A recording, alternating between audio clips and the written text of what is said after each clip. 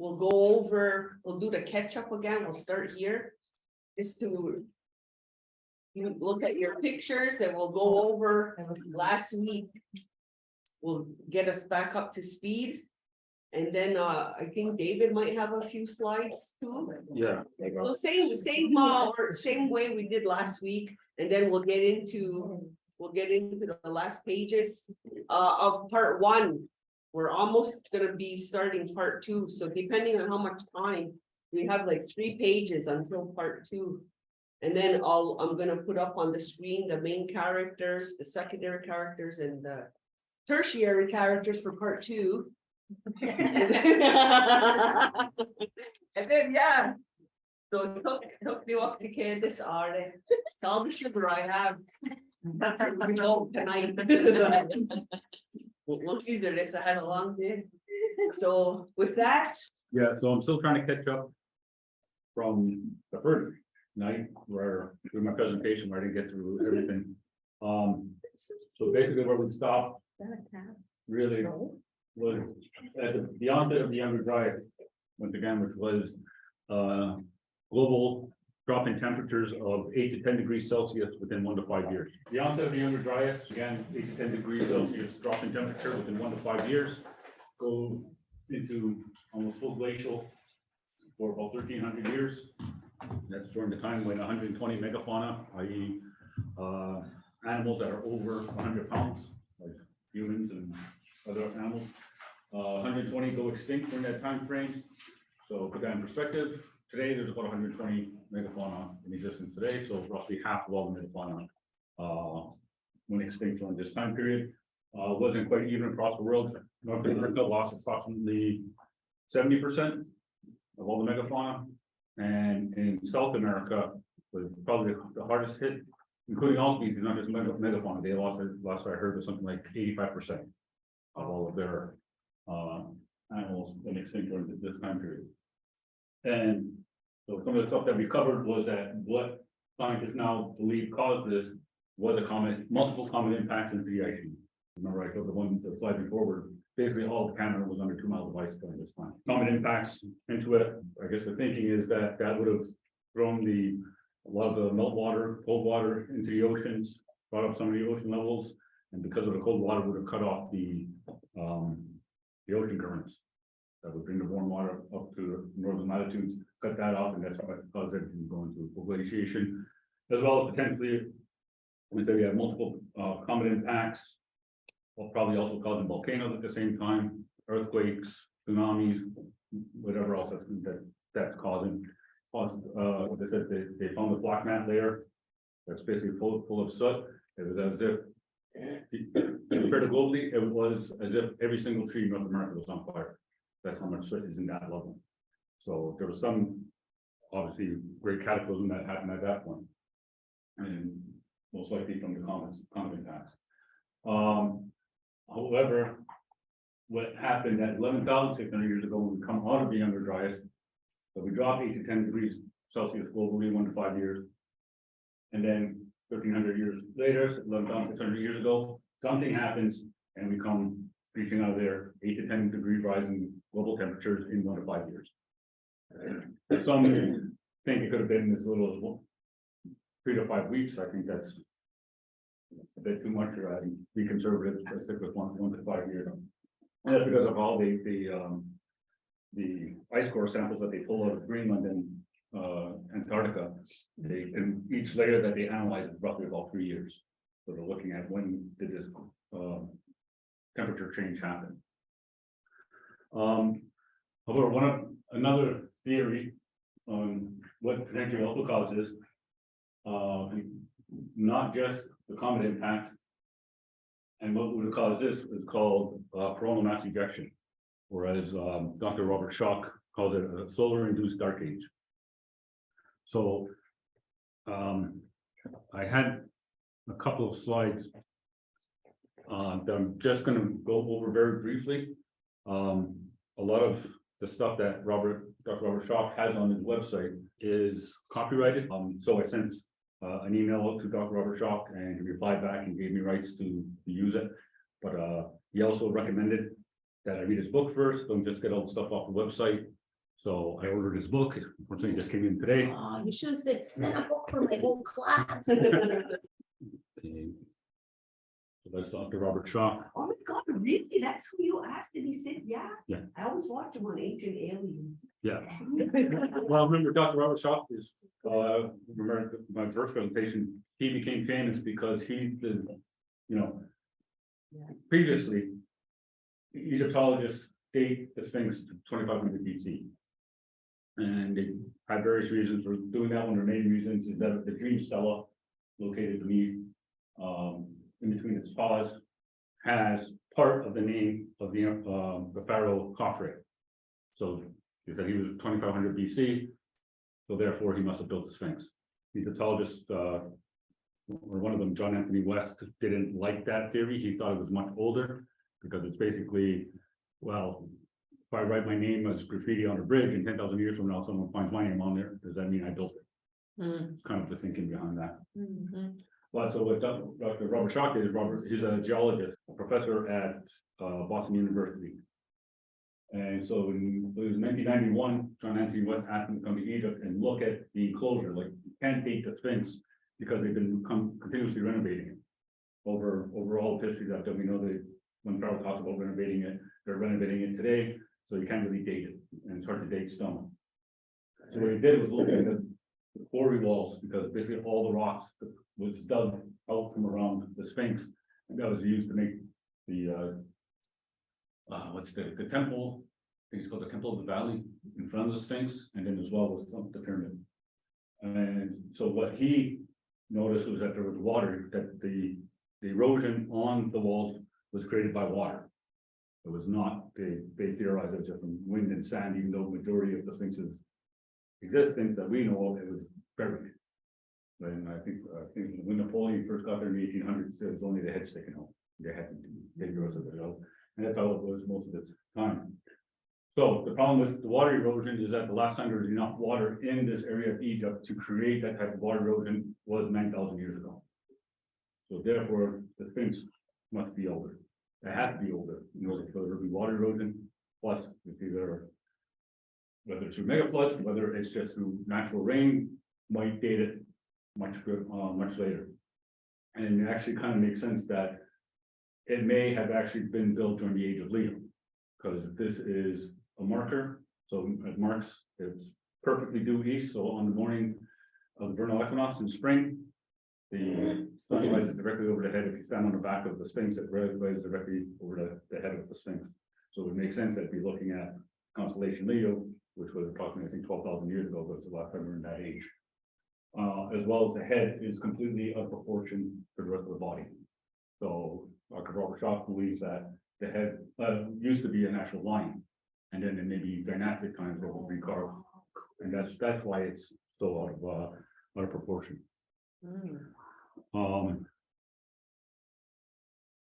that's why I said I think the age of Leo was approximately like 12,000 years ago, which is when the younger guys started.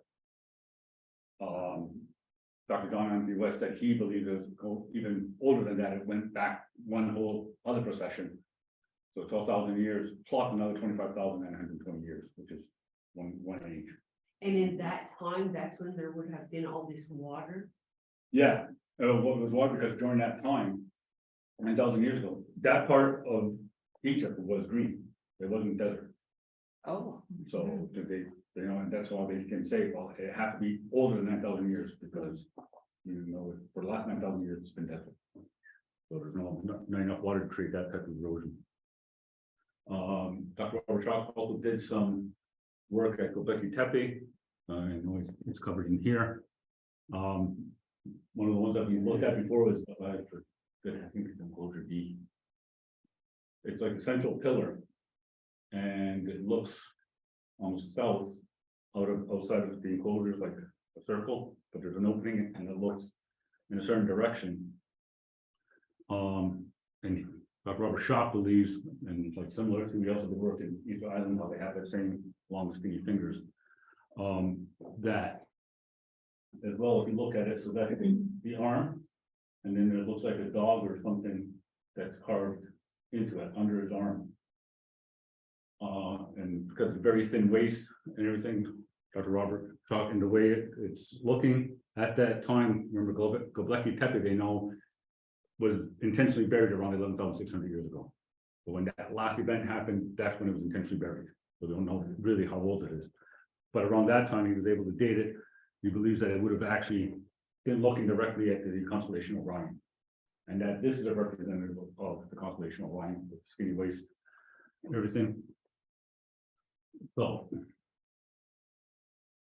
this would be the constellation Orion, the thin with the thin waist, and as well it has like a fox pelt or something hanging from the belt. So It's a breech cloth. butt flaps or whatever. It's a breech cloth. So things that hang down from Orion is the Orion Nebula. So he thinks that's representing, to make the start out there. Okay, so he thinks that's why it's representing the thin waist and with the fox pelt is that. And then remember that dog was under the arm. So that's Canis Major with Sirius, brightest star in the sky. So that's Dr. Robert Schoch's theory. And as well, just don't have to go into more detail, I have to reread this one. Basically, they find they're wondering, is this a form of writing? So they had a form of writing that long ago, and it's very similar to some writings that they discovered. That's why I say I have to research it more around that area in Turkey.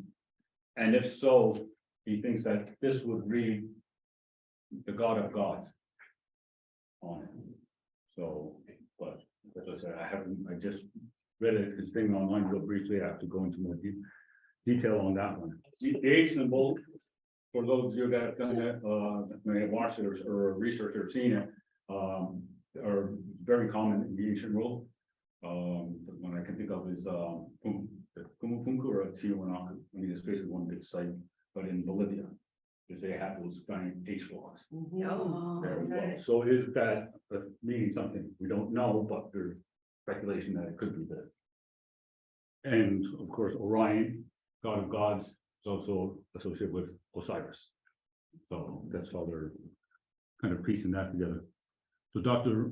Robert Schoch's main theory on the coronal mass ejection. Now, this is what I've written. I'm going to go into more detail and be able to give you more information, answer any questions that you may have. So it's a coronal mass ejection, which is basically a gigantic type of solar flare. I gotta once again research more what's the difference between a solar flare and that. And then basically he said when it hit the earth, instead of it would be like rain, but instead of raindrops, it's lightning bolts. It's lightning constantly hitting everywhere all over the earth and creating this massive amount of devastation. And one of the things that he did, I forget, Alan Petard, I believe his name is, what they looked at was that that amount of like that solar energy hitting the atmosphere would have created aurora borealis all around the world. And these are some of the ones they did experiments in the lab to say what kind of forms it would actually have forms. And this is what they determined it would look like, and then they find all of these petroglyphs. Like there's Navajo, Armenia, Guyana, in South America, New Mexico, Spain, China, Tyrol, which is in Austria, United Arab Emirates, Montia, which is in Italy, Tucson, Arizona. So we see these petroglyphs all over. So is that perspective, is that what they're trying to represent in these paintings? That's what they're seeing in the sky, which would be credence to their theory that there was a coronal mass ejection. So that image is directly tied to sun flare. Yeah, coronal mass ejection. And as I say, it would be seen globally. That's how that's the strength of it. And there's other forms that they showed another form. I'll try to get the pictures of it the next week or the week after of a human being, but with like a hawk head, the head of a hawk. And you see a lot of that pictures in ancient Egypt and other places like I wonder if those pictures were dated like around the same time as well. Yeah, well, that's what I'm saying. I think they are, but I gotta read the book first. And So so, similar, right? yeah, there's two these out the side. Mm. And it looks like a man or a woman standing like that. Right. And like I said, they have a whole bunch of other ones. So, but I have to read the book. So hopefully by next week I'll get through it. Because I read somewhere, I can't remember where, the last few years ago, when those big destructive patterns had happened, that when the people seen it, that it was part of their history, and then they documented however they, experienced it, and then that would become part of their oral history, oral teachings, and then they would probably do some type of depiction of it in order to teach it and to, have it part of their history as well. Yeah. I'm wondering, maybe that was, I think in the reading, they had said that maybe the possibility to them is that them all seeing the same event, but from different areas geographically, and then they come up with the same kind of depiction, basically. Yeah. That was one theory. Yeah. And You I know. heard something else about it. Similar, like a theory like that, but over time they lose the meaning. Like. Yeah, like, that like too. it becomes Yeah, ritualized. like her creation story over time. It becomes gets ritualized. lost. Yeah, Like a priest knows they have to wear red slippers and a cape when they say this, but they've lost the reason why they have to do that. Exactly. It's part of the ritual. yeah. Yeah. Oh. Anyways, David's on, so real quick. So there's graphic ones. And Nice. these are in Australia, Oh, that's interesting. so. What do they call that? Kyle? What is that again? How would you refer to that? If That? you're looking it up, know that image of the body. with the Mass two things. chromosome? Coronal mass ejection, CME.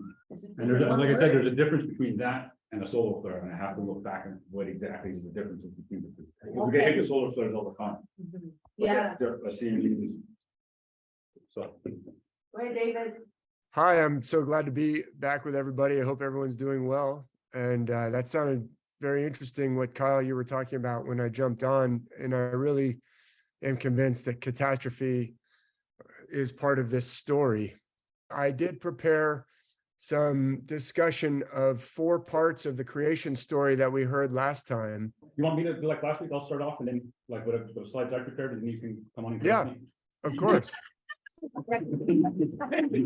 not correct you. We're exploring and we're investigating here. We're trying to Grasshopper. trying to learn. Yeah, we're trying to learn. We're trying to. Okay, last week we finished. Where we've gone and met her future husband right away. And so here. We have the husband, we have the food, and we have the standing tree, which is a constellation of fucus. And one of the first things he does is prepare the mush. Now, I don't know if it's that detailed in this story. I know in the other two, the Newstead and the Buck version, it actually says that she's actually naked. So she actually takes off her garments while she's preparing the mush, and that's why it goes on her body. And the preparing the mush part, I'm not 100% sure on that, because I thought I had a clue, and David will know this. It reminded me of this story in, I think it's in David's in volume 1 of his book, from Africa. And I thought it might have something to do with that, but I lent that book to somebody, so I didn't have the book on me. So I was like, I'll let David cover that part. But once again, he has, so she gets splattered with the mush, and he calls her 2 pets, his 2 pets, and the other one, he calls them his 2 servants and her 2 dogs. And this one just says pets, but in the other version, they're actual dogs. And these dogs come, and once again, she has no clothes on, they lick all of the mush off of her. I know one of her says that her tongues were like basically like razor. And they were cutting her, wherever they licked her, they actually cut her and she started bleeding.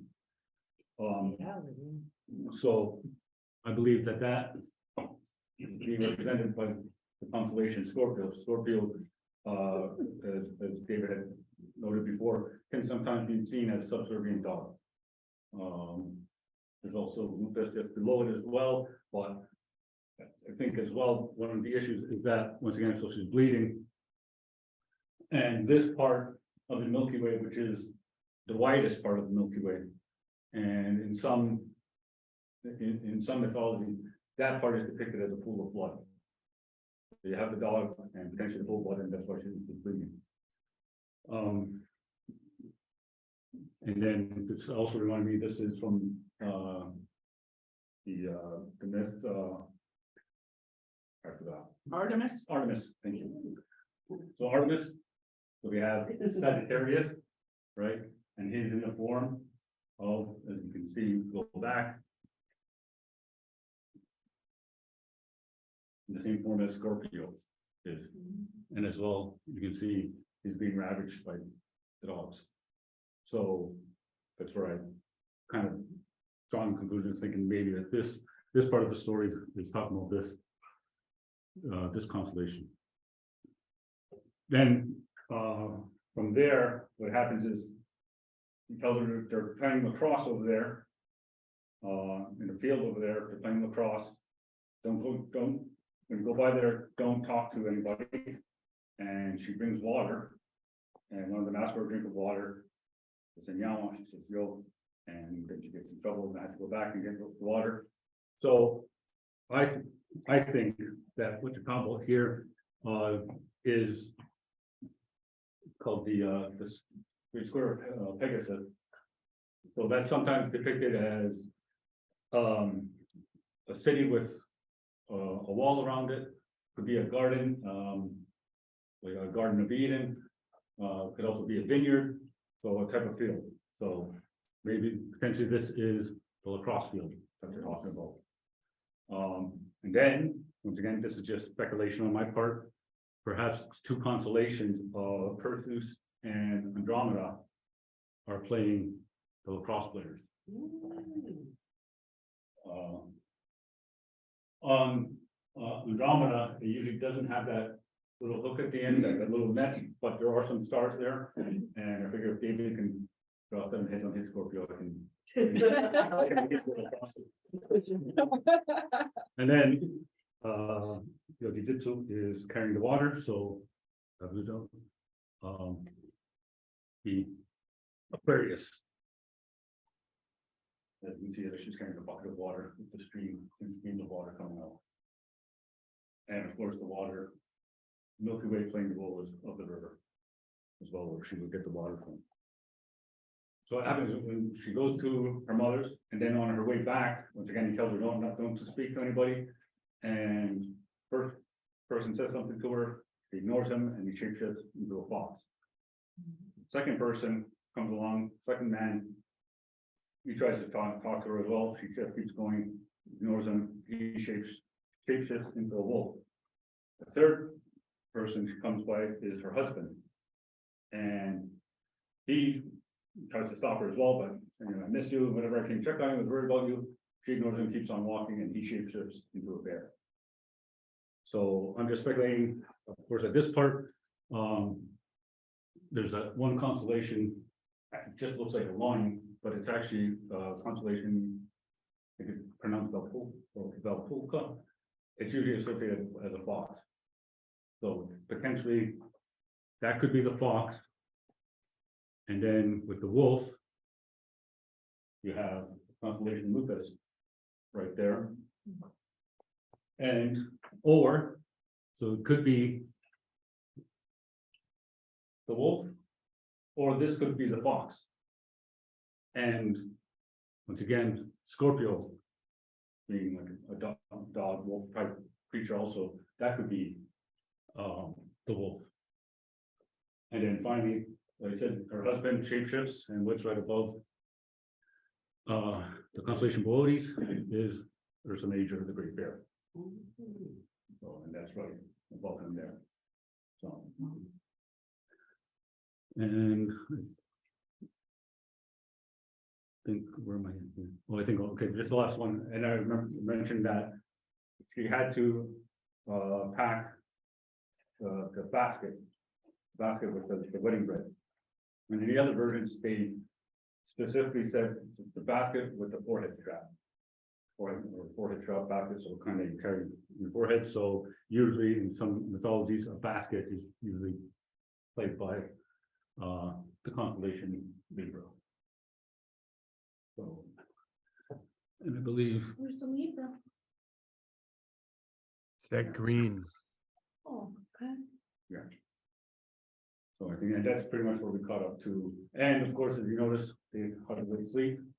In the other versions, I know this one to mention it. Constellation Virgo, when you look at the husband, are there as well.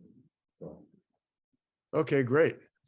Well, I think that those are very good arguments that you just put out there, Kyle. And some of them I'm going to show some additional evidence to back up.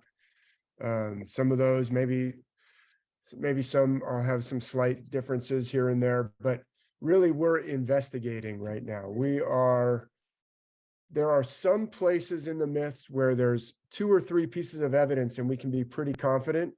And then there's some places where, like Kyle said a couple of times, well, I'm just speculating here, where we can't be positive. So the more little pieces of evidence that we have clustering around something, the more confidence we can have. But I think it is important to recognize that we can't always be positive with every single identification. It doesn't mean that we're just making this stuff up or seeing faces in the clouds. And, you know, there is enough evidence here, and I'm going to show some, I think, pretty solid evidence that argues that this creation story, this sacred myth that's been handed down, this treasure, this inheritance, is connected to the world's ancient myths. Around the world, there are patterns that are connected, and we'll see some evidence of that. So I've just prepared, like I said, I want to leave lots of time for Trina. I've just prepared a few slides basically covering the same incidents that Kyle just did. So I'll go ahead and share. Week 6, right? Last day of November. So the parts that I'm going to look at is the same thing that Kyle was just talking through. The incident or the episode of the mush and the dogs licking, the trip to get the water that Kyle talked about where she encounters lacrosse players, the episode of the basket of bread where the mother comes to visit Rorundade, and the fox, wolf, and bear test that Yotsidzitsu has to go through. So let me quickly highlight the same parts of the sky that Kyle was talking about, but show this connection. Because remember, we started off at this lodge all by itself that was Ophiuchus, we argued, and I think there's a lot of evidence that that's the part of the sky where these 2 down-fended children start off. It's kind of cut off. I had to try and get as many constellations in as I could, but there's Virgo. We'll look at her whole body a little bit later, but Kyle just showed Virgo. I believe Virgo plays the first mother most often. So she's not the mother of the second birth. She's usually the mother of the first birth. So I would submit the possibility, this is not certain, that the mother that comes to visit Rorundade and approve of the marriage is probably associated with Virgo, but that could be Yotsidzitsu when she's married to Rorundade as well. So I could be wrong, but I think the role of Yotsidzitsu is to renew. She makes everything new. She brings forth life.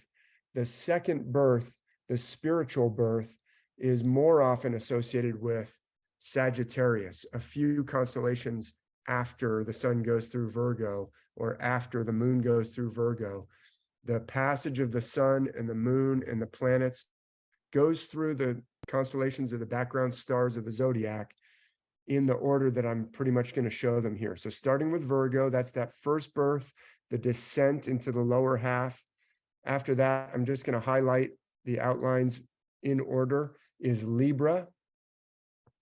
Libra is that, it looks like a triangle with 2 things hanging down. That is, Libra means the balances or the scales, like to weigh something in the balance, but it, as Kyle just argued, could be the basket.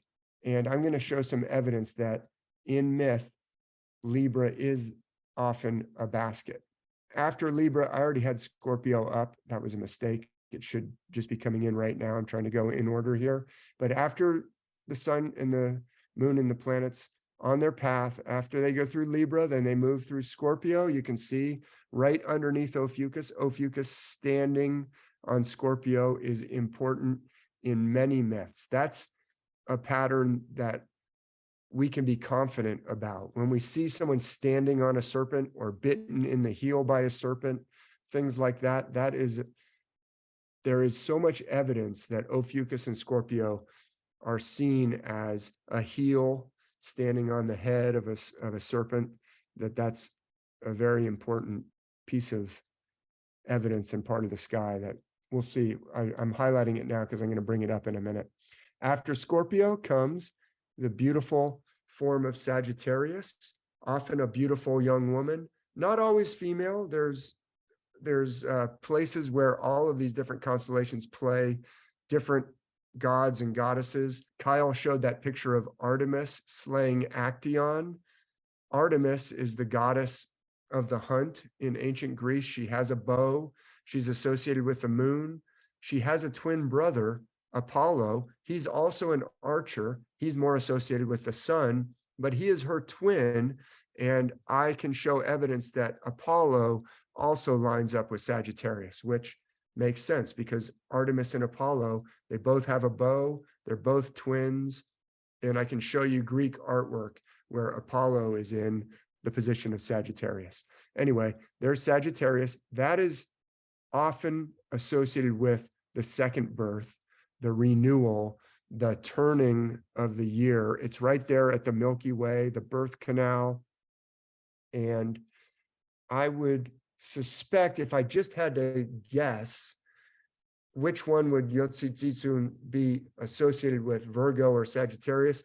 I would guess more Sagittarius. I also showed some evidence in previous weeks that the two halves of Ophiuchus sometimes are portrayed in ancient artwork as two children on either side of a mother figure in the center. So it could be that those two sides of Ophiuchus are the two down-fended children. We talked about that last time. Okay, so continuing along this path, after Sagittarius, the ecliptic path goes through this little goat right here. That's Capricorn. And then next to Capricorn, I'm just going to continue, is Aquarius. And Kyle already mentioned Aquarius looks like someone carrying a pitcher of water. And in the story, we have this going to get the water. So I agree with Kyle that Aquarius is a likely candidate for that part of the story. And then after the sun goes through Aquarius, comes to Pisces. Pisces is traditionally two fishes tied together with like a ribbon. You can see there's like a triangle on one side, more like a hexagon on the other side, and then a V shape in between them. Very important positioning. It's at the end of that lower part of the zodiac that we talked about. And also in between them is an important feature that I'm going to talk about in a minute. But I'll just finish with the last zodiac that you can see on this part of the sky. After Pisces comes Aries, the ram. It looks like a little sheep, or sometimes if you look closely, there are some faint stars that can make the horns of a ram instead of a baby lamb.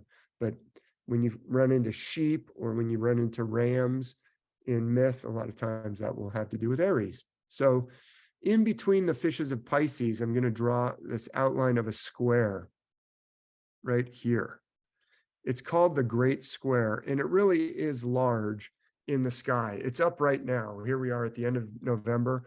It's really high in the sky this part of the year. And in fact, the planet Jupiter is right there in passing through Pisces and right underneath the Great Square right now. So if you go outside and look at Jupiter, if you look for a large square, you should be able to see it above Jupiter in the sky. And when I say above, it's above if you're in the northern hemisphere. In the southern hemisphere, you don't feel upside down, but you're on the southern part of the globe, the sky looks upside down. So the other thing I'll say is that square is really big in the sky. This planetarium app that I'm using, it makes things look smaller in the middle of the screen and it makes them look bigger on the edges. It's just kind of trying to make you feel like you're in a dome, even though you're looking at a flat screen. So the Great Square, these things, some of these constellations are bigger relative to the others than they appear here. Like Scorpio is huge, but when they're closer to the center, they get smaller in this planetarium, just to make you feel like the screen wraps around you, if that makes sense. So these are the important parts of the sky that I wanted to highlight. The Great Square, I'm just going to talk a little tiny bit more about that. It is attached to Pegasus, and it's actually known as, the full name is the Great Square of Pegasus. The square itself is not a constellation all by itself. It's part of Pegasus. So if you look to the right of that square, you'll see what looks like a horse. That is Pegasus, the winged horse. I'm going to show a picture of Pegasus. We're all pretty familiar with what Pegasus looks like. Pegasus is this horse with wings from ancient Greece, usually depicted as this white horse with beautiful white wings like that.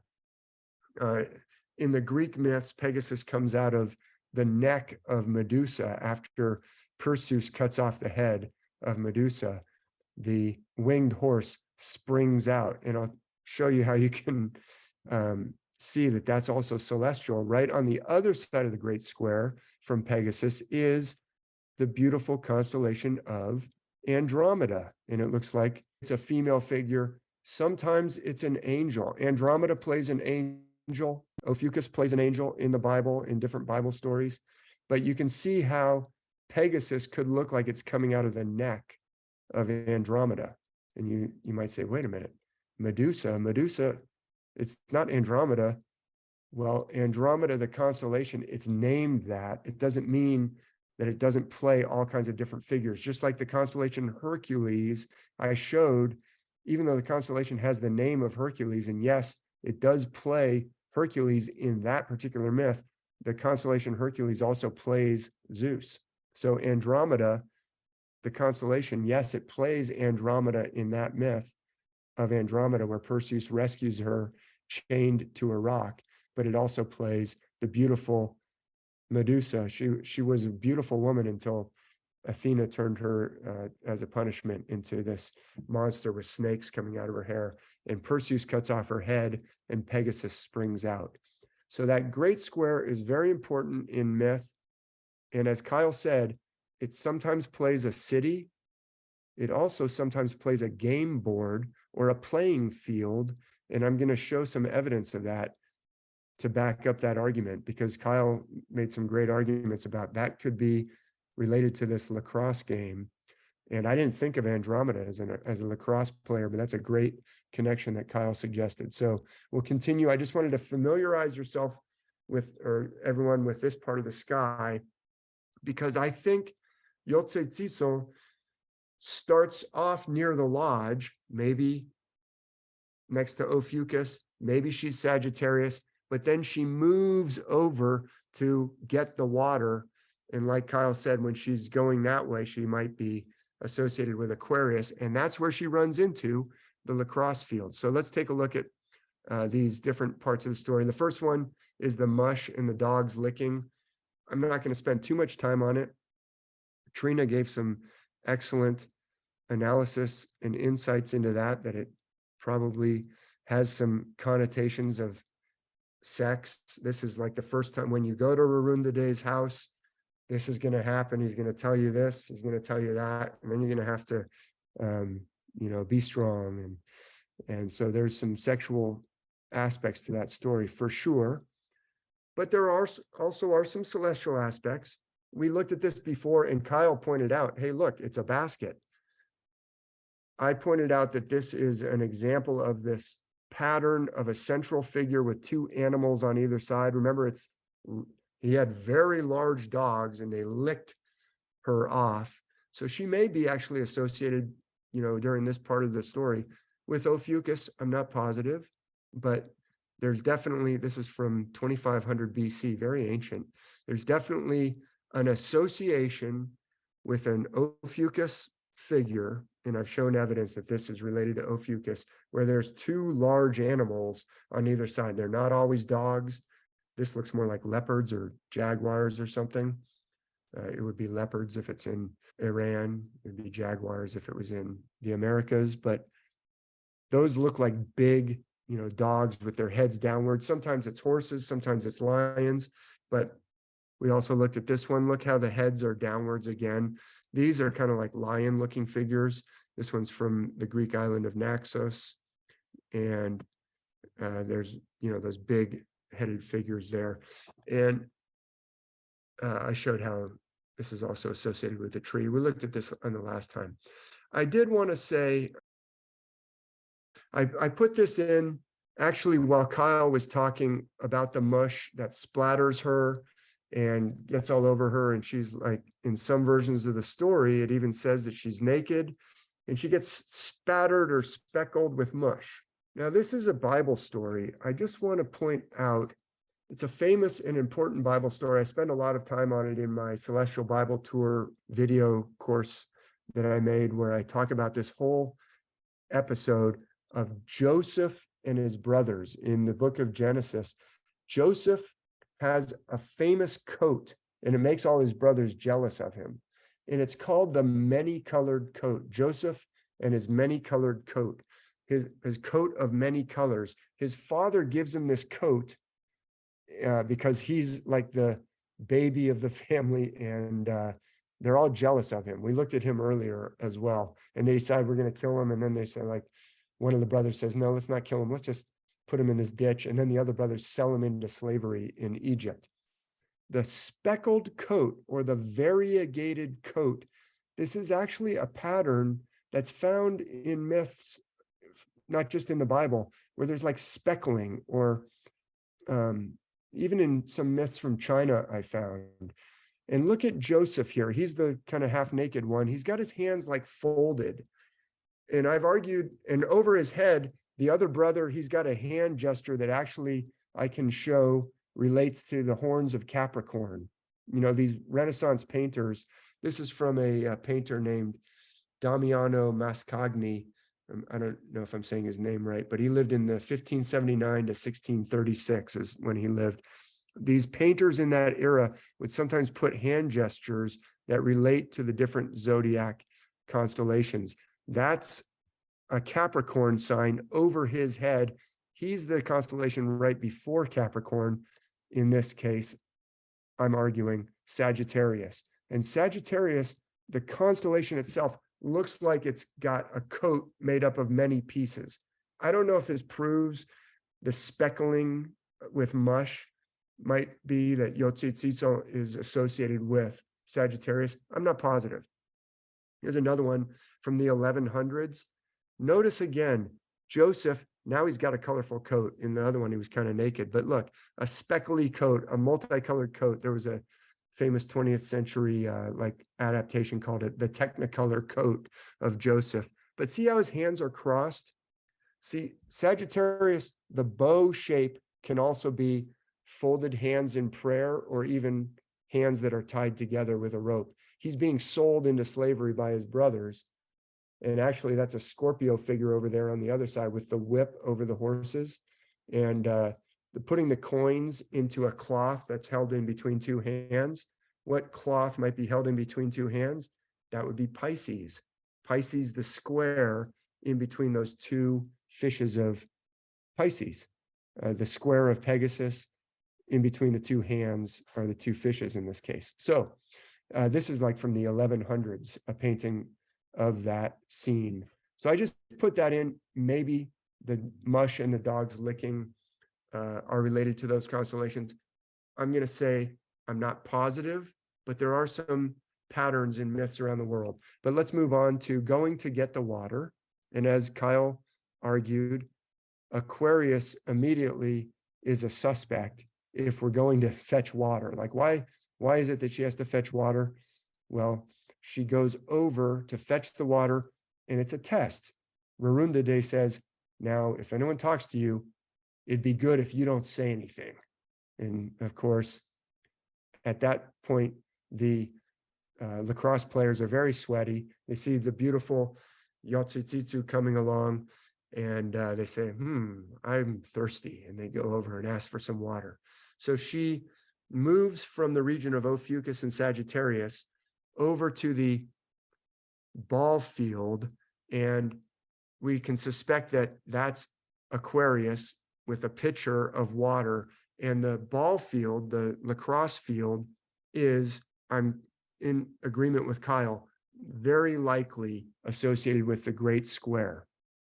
And I'm going to blow it up a little bit bigger and show some evidence to support this assertion that I'm making. But I saw the two fishes of Pisces as potentially the lacrosse sticks. If you look at, you always see the lacrosse sticks in this kind of crossed shape. So there's the Great Square. That's the wing of the Pegasosaurus, but it could also be a playing field or a chessboard or a game board of some sort. And there's the two fishes of Pisces on either side. And then I've got a couple of lacrosse sticks here with the nets on top. It's very possible, but not, there's not enough evidence for me to say, oh yes, for sure, the Pisces fishes are the lacrosse sticks. Kyle made a great suggestion. We didn't talk beforehand. I think it's actually kind of good for the different perspectives. We're investigating, we're looking for clues, but there's enough evidence that this story has celestial elements to it. She's taking water to the lacrosse player, or in the vicinity of the lacrosse players. Is it the fishes of Pisces? I don't know. But the Great Square being a ball field is attested in myths and artwork that I'm going to show you here a little bit, just briefly. I'm not going to spend too much time. But look, they have the water bearing incident right next to the lacrosse field incident. That is a more than one piece of evidence that gives a little more confidence that yes, this is what we're talking about, or this is what the story's talking about. I found this painting from a famous painter named Gatlin was his last name. He lived in the 1800s, and he called this the ball players. And you can see they've got their different lacrosse sticks. The one guy on the left, if you look at him, he's got two lacrosse sticks, one with a ball in it, one without. That's interesting. But it's also interesting that he has this like wing on his, back of his waistband is like a wing. So I put that in and I said, is that a Pegasus wing? I don't know. All we know is that George Gatlin painted it this way, presumably from what he saw, the way that lacrosse, the ball players would, paint their bodies and wear different special ceremonial, feather headgear. And this wing, I've never seen it before, but it does remind me of a Pegasus wing. I don't know if that's significant or not. It's just a piece of evidence that I put there. But this is a page out of an important book. I don't know if I've mentioned it in this. Got a question? Yeah, go ahead. I just found the picture very interesting because we're used to seeing the lacrosse stick with the bend in it, and in that it's a round one. So like there's the Pisces would have two different type of lacrosse sticks. That is interesting for sure. That is really Saw neat. a circle in my life, so maybe they had different types of lacrosse sticks and we only kept one. So it just might make sense that Pisces is the lacrosse sticks. Yeah, it is really interesting to think about the possibility that certain forms of ceremonial dress are related to the stars. And I think the evidence is pretty strong that they are. And it is also, this is a very fascinating subject here, the subject of games and playing ball. It is related to the heavens. The turning of the heavens was seen for sure as a great battle, as a great struggle, as a great game. As the chessboard has black and white squares. It's a struggle between the pieces of the black side and the white side. And in the year, we have a struggle between light and dark. Light days of longer than nights win out for part of the time, and then nope, darkness takes over and we have days are shorter than nights, and it's a constant back and forth. And so the Maya had this ball game where they also played to put a ball through this circular, you see the stone circle on the side of the ball field. And I'm not the expert on the Maya ball game, but there have been Maya researchers and analysts who say yes, and they took it very seriously. In some cases, I think if you were on the losing side, you were put to death. But it had to do with the sun going through when it goes through the hole, it's representative of like the sun crossing through the equinox point or crossing through these special stations of the year. And it's a struggle between two sides. Playing these games didn't just get the way they are randomly. I am convinced that around the world, they are connected to this concept of the interplay of the heavens. And so that's yet another piece of evidence that someone could go, someone who's a young PhD student who wants to study games, ancient games around the world and connections to the stars, will find that from ancient Egypt to ancient Greece to the ancient Maya and to the ball playing of the lacrosse, I would be very confident that they will be able to find celestial components to these games. And here's a page out of this book, Hamlet's Mill. So thanks for noticing that about the bent stick. I wouldn't be at all surprised if those, the farther back you go, the more celestial connections you might be able to find that maybe have fallen away over the decades and centuries in between. Now it's like, oh, no, it's just a game. No, it's like, why are all these games? It's always like the two sides are struggling over this square space. And here's a page out of Hamlet's Mill from like page 435 or somewhere in there, showing artwork. This is actually from ancient Egypt, or I would say Ptolemaic era Egypt, which is after Alexander the Great came through and conquered everything. But this is from Dendera. The Dendera site in ancient Egypt has two different depictions of a rectangular field with like playing pieces on it or stones on it in between two fishes. And there's Pisces and the Great Square. This is out of this very influential book. Don't know if I've mentioned it before, Hamlet's Mill, published in 1969. Very important book in my own, journey of seeing connections between myths and stars. And they write, I'm going to make this paragraph a little bigger right here. They write that anyone who thinks it's just obvious for a field or a game board to be in between two fishes or two lizards or a turtle with two fishtails, come on, it's not just a coincidence. If you see this over and over around the world, it's not like, oh yeah, every time we make a game board, we put two fishes on either side. That's just the most natural thing in the world. People can do that without a connection to the stars. They're laughing at that. They're saying, no, if we see this over and over, and we look in the sky and we see a great square in between two fishes, then it's reasonable to argue that this concept of a field where you play a game or a game board where two sides, black versus white or light versus dark, battle, if you see that always in between of fishes or lizards or fishtails, then you can start to be suspicious that it comes from the Great Square and Pisces. And I think they're right. I don't always agree with the authors of Hamlet's Mill, by the way, but I give them a lot of credit for investigating these things. They don't always make the same connections that I would make.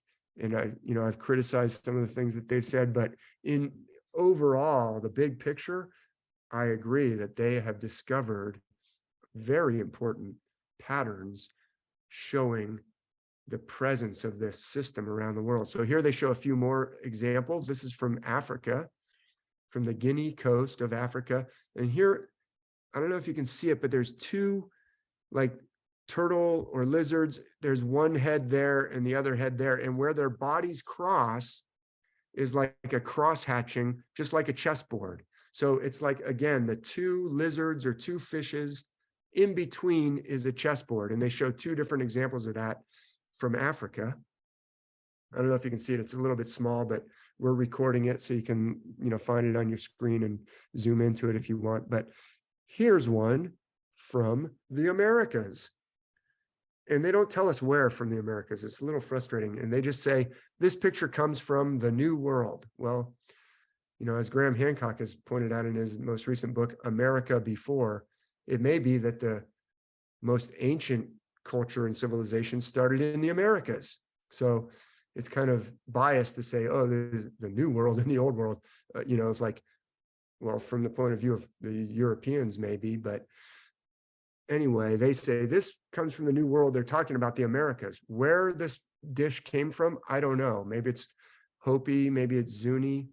I don't know if it's a basket or a dish or what it is, but it's a picture inside of probably a basket. And the people who've, put it in a museum have described it as, quote, a composite animal, head and body of a turtle, double tail of a fish. So it's a game board, again, a square, like chessboard looking thing with two fish tails, clearly connected, as the authors of Hamlet's Mill are suggesting, to this square in between two fishes of Pisces. And this is supporting, I'm putting all this in here to support my argument that the lacrosse field where the ball players are is associated with that great square. And that's why she's carrying water when she runs into them. And it's a pretty strong celestial connection in this story. So enough said about that, because I want to move through as quick as I can. This basket of bread deserves just a little bit more. I'm going to show some what I think is some pretty astonishing, pretty amazing evidence that the basket is connected with Libra. So I apologize that I'm going fast, because this is kind of like we should just pause and say, oh my goodness, this is amazing. But I'm just going to go fast and people can, think about it, ponder it. I'm going to argue that Libra is a basket, just as Kyle argued. And I'm going to show some evidence that Libra is a basket. In fact, that Libra is that special basket that we find around the world. You'll see, people talking about what's in the basket, what's in the handbag. We see it in ancient Mesopotamia. We see it in Central America. There's a very early carving of Quetzalcoatl from Central America where there's this same handbag shape. I already showed that handbag shape earlier with the the two jaguars or leopards on either side. That's on, like Kyle pointed out, hey, that's another one of those baskets. Now I'm going to show the evidence that that basket is celestial. And I'm going to start with Michael fighting the dragon, because in Revelation 12, there's this story about the archangel Michael fighting the dragon, who's later identified. It says right in the text that dragon is actually Satan and his angels, and Michael defeats them and throws them down. And it's a very famous scene that gets painted over and over, Saint Michael fighting the dragon. And Michael is almost always depicted standing on top of the dragon. By the way, the dragon has 7 heads and 10 horns, a multiple-headed old serpent. Of course, I'm going to argue, and I'm quite confident that I'm right, that is Scorpio. Who stands on top of Scorpio? Ophiuchus. So Michael the archangel, beyond any doubt in my mind, is associated with Ophiuchus in that passage. In fact, there's other angels in Revelation that can be definitely shown to be associated with Ophiuchus. And I can show you evidence from around the world that Ophiuchus often has a spear or 2 spears. And so I chose this particular depiction of Michael fighting the dragon, standing on the dragon, in part because there's a spear. Sometimes they put a sword, but Ophiuchus usually uses a spear, and here's why. I'm going to draw the spear. Like you can connect the stars going right down to the brightest star of Scorpio, Antares, and it looks like a spear, and he's standing on top of the multiple-headed dragon or serpent. And what's really revealing, the reason I brought this up when I'm talking about the basket or the bucket is because look at what's in Michael's other hand. And you see this a lot. You don't see it in every single picture of Michael fighting the dragon, but you do see it a lot. In his other hand, he's carrying what? What is that? I'm going to make it bigger so you can see, but anyone want to guess what it is before I show it bigger? He's got something else. That's a Libra scale. It looks like Yeah, it's scales, it's balances. He's holding the balances. I'm going to make it bigger. That's in his other hand. So if Ophiuchus, standing on the serpent or the dragon with a spear in one hand, carries Libra, sometimes can be envisioned as carrying Libra. I mean, look, there's a little space between them in the sky, but obviously the ancient myths, or at least the artwork depicting Michael, sees Michael as carrying scales sometimes. I'm going to make it big so you can see that it's the scales. And in fact, it's got two little souls in the scales. Like this is literalist interpretations. I'm not taking it literally, but the interpretation here is after you die, you're going to be measured in the balances. And look, the devil is going to try and pull down on the scales on one side, and you can see one of the souls there in the balances is getting pulled down, and she's going or he, and the other one is going upwards, and she's got her hands folded together, and she's going to make it into heaven. Anyway, it's the balances. Well, the scales look like one side is being pulled down. In fact, the side closest to Scorpio is getting pulled down if you look in the sky. But that's clear evidence that an Ophiuchus figure can be envisioned as carrying a Libra object. So now I'm going to show you another Ophiuchus figure from ancient Mesopotamia. This is from the 9th century BC, very ancient, 800s BC.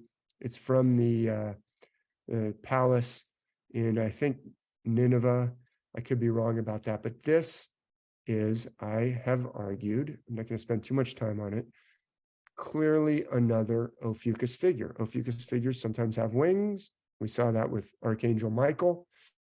How do I know this is an Ophiuchus figure? Well, because in one hand, it's raised and holding this pine cone or egg-shaped object. Now, does Ophiuchus have any aspects of the constellation that could be one hand holding something up that's like a pine cone or a egg-shaped object? Yes. See, that is why I'm convinced that in this ancient Babylonian Mesopotamian artwork, we're talking about Ophiuchus, and in this case, instead of one hand holding a spear, one hand is holding an egg, but the other hand is still holding a Libra object. In this case, one of those famous handbags or baskets or buckets that we see around the world. Why do we see them around the world? Because they're celestial. They are associated with Libra and usually with a figure, an Ophiuchus figure and Libra. So that is a long piece of argument to show that Libra is the basket. Go ahead, Kyle, or whoever wants to. Is that the same, in your opinion, the same spirit that keeps coming down to different cultures, telling the same story? Like, or are these like considered totally different gods, if you want to call them? Is it the same one? I know the stories match, but is it the same spirit coming from spirit world coming down, but appearing to every culture in things that they identify where they're living? Great question. Great observation.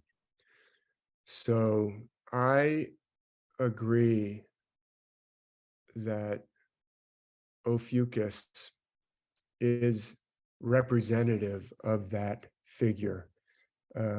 Ophiuchus in this system that I'm exploring and have been looking at for, all these years, Ophiuchus very often plays the connection between divine realm and human realm, the interface. And so Ophiuchus figures are the ones who teach us and show us and inspire us and make us better. And that has to do with, we have access to an Ophiuchus figure. What I'm saying is, does that mean that there's a real, quote unquote, historical figure that came down? Maybe, maybe not. If not, it could be a metaphor for self comes to teach and help you. Okay. Now, does that mean that there never was all these figures that came to different cultures? I'm not saying that. It may be, but they are depicted in Ophiuchus terms or Ophiuchus characteristics, such as Viracocha. Viracocha or Kukulkan or Quetzalcoatl is an Ophiuchus figure, and I can show some evidence. I talk about that in one of my books that's called The Ancient Worldwide System, where I look at some of the Maya and Central American stories, as well as some North American native sacred stories, one Kyle was mentioning. But Viracocha or Khan or Kon-Tiki or Quetzalcoatl or Kukulkan, his name in all these different languages, these different native indigenous languages of the Central American nations, is generally told us to mean, we're told that his name means on the sea foam, or came from the sea foam, or walked out of the sea foam, and then later he walked back into the sea foam and disappeared into the west a lot of times. Well, the constellations disappear into the west every night, and yes, Ophiuchus has 1 foot in the sea foam. You can see it right there in the Milky Way. In Revelation 10, there's an angel who's described as having 1 foot in the sea, 1 foot on the land. Who might that be? It's definitely Ophiuchus. He's got 1 foot in the Milky Way, 1 foot not in the Milky Way, 1 foot in the sea. That figure of Quetzalcoatl or Viracocha, I'm arguing, is described in like mythical language that applies to Ophiuchus. Does that mean that there never was Viracocha? I have no idea, but Viracocha is definitely in the stars. Does that answer your question? Yeah, it does, but from what I've been observing, like from what you talked about since day one, is like Ophiuchus always seems to have like a messenger role, but Hercules is Hercules considered like the top god or the god of gods or whatever? Because of what Kyle told me, I don't remember in all our conversations, but he can depict Jesus, Moses, like Solomon, the Ganawida, the guy who came out of Sodom and Gomorrah with the 2 women.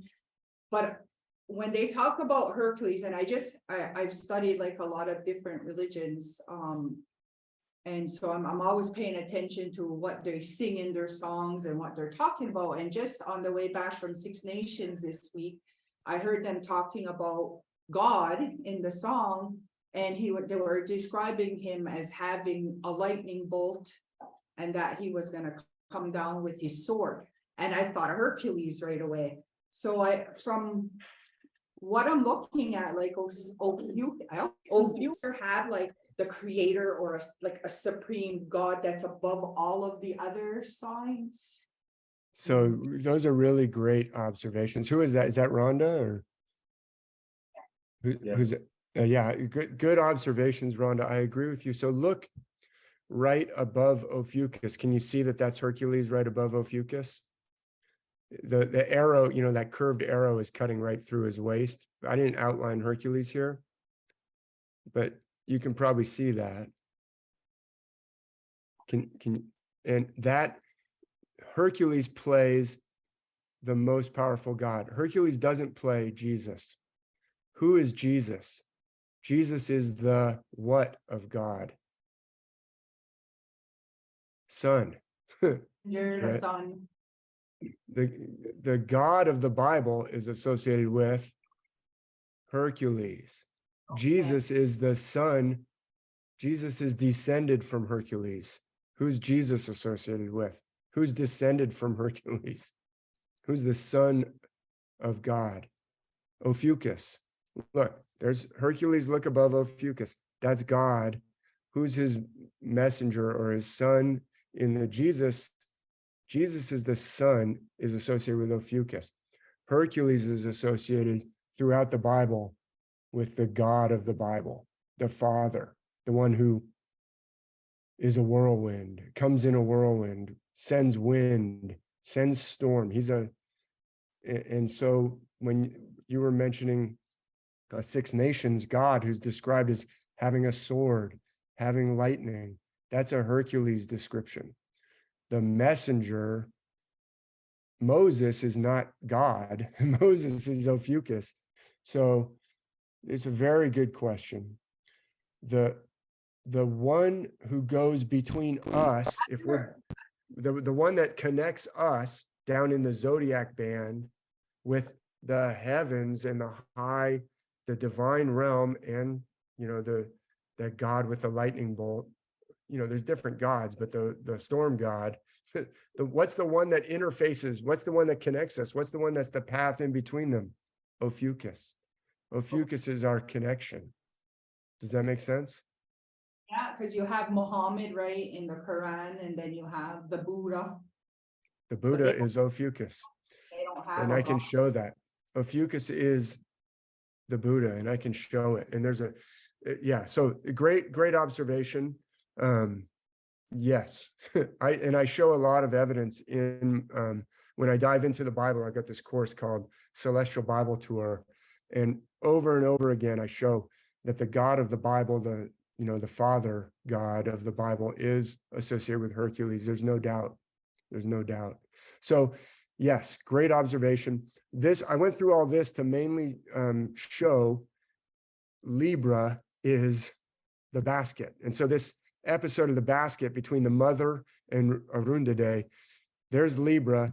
I think the mother might be Virgo. Now, Kyle makes a good point. Hey, what about the feet together part, when they sleep with their feet touching each other? I'm not sure. And I'm not sure that we have, it's hard to be positive which two constellations those are.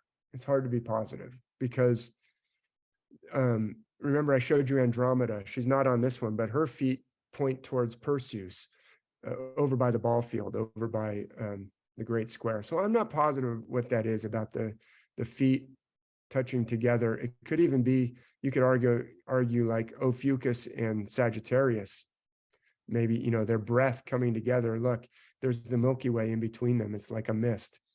Their feet aren't exactly touching though. So that's a tricky one, but I did put Boötes here, and we've talked about the evidence that Boötes might be Arundhate. He guards the standing tree. I'm going to show a tiny bit more evidence to support Arundhate being Boötes. So if Arundhate is Boötes and she comes with a basket full of the bread, and then he says, thanks for the bread. When we eat it together, that will mean that you approve of the marriage. And then he says, now I'm going to give you some dried meat. You take that back to your people. And, that's a gift from me. So there's the basket almost in between them, or like they're sharing it. I don't know. It's just possible that that's the mother and Arundhate, but definitely the basket. We've got some strong evidence that baskets are associated with Libra. That's why I went through that big long thing with Michael, the archangel, and that's called an Apkallu figure from ancient Mesopotamia. Now, Kyle showed lupus. I'm going to just quickly cover this test of the three animals. I don't know if lupus is the fox or if lupus is the wolf, or if both. That was a good suggestion with that little constellation Vulpicula, although I'm not sure that that's an ancient constellation, the one that's like, it's called the Fox today. I'm not positive, but it's very interesting. She meets, 3 men. It's obviously a test. One turns into a fox, one turns into a wolf. At least one of them is lupus. So there's definitely, dogs associated with that region of the sky, as we saw with the, the pattern of that central figure. But as Kyle also pointed out, Boötes is right next to the Big Dipper, which I just outlined. Look at Boötes' pipe, almost touches the Big Dipper. And that's the one that comes in the form of Arundhadeh. I don't know if it's actually Arundhadeh or someone, a shapeshifter is able to pretend to be Arundhadeh, but basically it could be him testing her. Either way, he's, it's a test and she doesn't talk to any of them. And then the last one runs away and becomes a bear. Well, it's interesting that the one that becomes a bear looks like Arundhadeh or is Arundhadeh.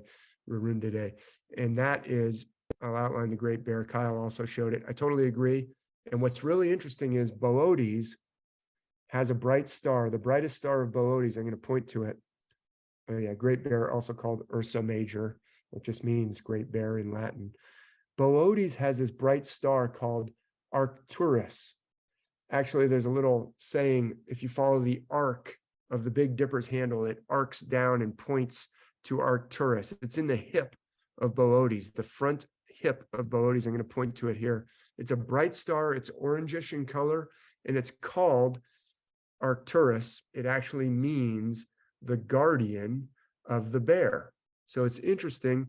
Arundhadeh, in the story, his name means the guardian of the standing tree. And we talked about how Ophiuchus and also Hercules could relate to the standing tree, probably do. And so Boötes could be Arundhadeh guarding the tree, but in the story, Arundhadeh, or the Arundhadeh figure, turns into a bear, and Boötes is associated with the Great Bear, and even the brightest star of Boötes has the name, historically from the Western system, of the guardian of the bear. And it's a special star. It's a star that's very special to the people of Hawaii. They call it Hokulea, the star of gladness. And it's just really interesting that in the story, Arundhadeh, or the Arundhadeh figure, turns into a bear. It's good additional piece of evidence that we are dealing with a story that definitely has celestial elements to it. So that is where I stop my presentation. And, I hope you're convinced that this story is so powerful and it's connected to this ancient worldwide system. It's exciting. Even if we can't be positive about every single connection, we can see that the connections are there. Yeah, can you transfer the host to me? Back to me? Yes, coming up. One of the. So I'm just putting this up there right away. Because we have about 3 pages to get through part 1 of creation story. So this is, I don't think we're gonna get to this, but just heads up for next week. So we went over the creation story pretty good. Kyle and David reviewed what we did last week pretty good, I find. Does anybody have any questions about last week in particular before we go forward? Anything that come to mind? Rhonda? You, maybe I missed it. Did you talk about why the dogs did what they did to her? Not really. Because I'm just wondering if it's got like is it a premonition of what's gonna happen to her when she first gets with her husband, it hurts. That's what I The always first think. time, and then you bleed the first time, because why would it be so important if to be shown in the stars for her to have that incident in the dogs? Like, there's always a reason why there's something that strong, because it's kind of sounds gross, right? To be licked up by a dog. So there has to be something deeper in there. I was just wondering if you knew, because it's even like right in the stars. Exactly what you just said is what I always thought it meant, right? Because if you think about the first time you have sex, it's kind of uncomfortable, you know, and Zerujas, he's telling her ahead of time, you have to be strong-willed, you know, when you even when you have he's foretelling the future, there's gonna it's gonna be new, everything's gonna come, and when life is new, everything's coming through her, the newness of life is coming through her, she's the conduit. So giving birth, Yeah. like think about what it feels like when you give birth, think of a dog licking you. Please, I don't wanna go back Where there. it's or something, you know what I mean? It's all, And if she's naked in the story he Yeah. tells, like, that's all stuff that happens, Yeah. right? So I was just wondering, cause I'm like, why is this? Why would they let that happen? You know, again, you had to explain to me about like why after being downfended, she would end up with a guy who was controlling and all that, you know? So just wondering if there's that's what I believe, and what I can say for sure about this story is it's meant to make you consider things. That's the point of it, to make you, I think that's what it could mean. It's not telling you, this is what you have to think, it's telling this story. It's a living story, it has a life to it. And each time you approach the story, or each time you interact with the story, whatever's happening around at that time, it comes to life in the story, I find.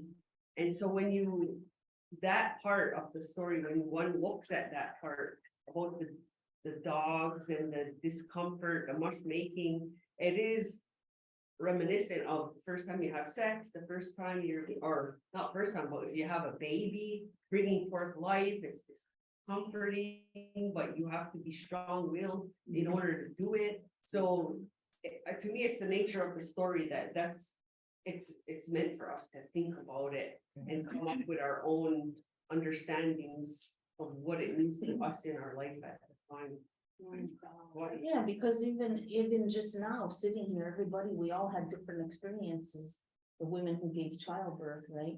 So everybody had their own experience and how it was. So I think that a lot of our spiritual messages are common metaphors. Yeah. So this is why, and I totally understand, and I totally agree with that. This metaphoric way of it being told is because we have free choice as people, as humans. So looking at this metaphoric message allows us to make the decision for ourselves and what do we understand about it and how does it reflect in our own lives? You know, how do we understand that when we're told that, right? How do we understand it?